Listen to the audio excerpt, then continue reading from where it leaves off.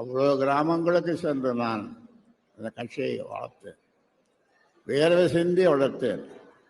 இன்றைக்கு ஒரு மிகப்பெரிய ஆலமரமாக அது வளர்ந்திருக்கிறது. இந்த ஆலமரத்தில் ஒரு கிளையில ஏறிக்கொண்டு அந்த மொனக்கிளையில உட்காந்து அடிக்கலையை வெட்டுற, மொனக்கிளையில உட்காந்து அடிக்கலையை வெட்டுற. அப்ப நீ என்ன ஆவ? மொனக்கிளையில உட்கார்ந்து வெட்டுற நீ என்ன ஆவ? என்ன ஆகும் சொல்? கீழே விழ வேண்டித்தான், கீழே விழ வேண்டித்தான். ஆலமரத்தினுடைய ஆயிரக்கணக்கான விழுதுகள், பட்சிகள்,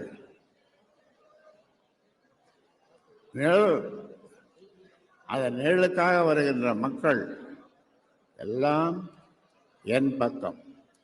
நீ அந்த களையை வெட்டி மனக்கிளையில் உட்கார்ந்து நீ அந்த களையை வெட்டுற, அது கூட அந்த ஆலமரத்தில் இருந்த ஒரு ரொம்ப செய்தி கோடாலியை ஆக்கி கோடாலியை கொண்டு இந்த மரத்தை வெட்ட பார்க்குற, உன்னால் முடியாது. அதனால் உன்னுடைய இந்த அரசியல் பயணம் முடிஞ்சு போய்விட்டது.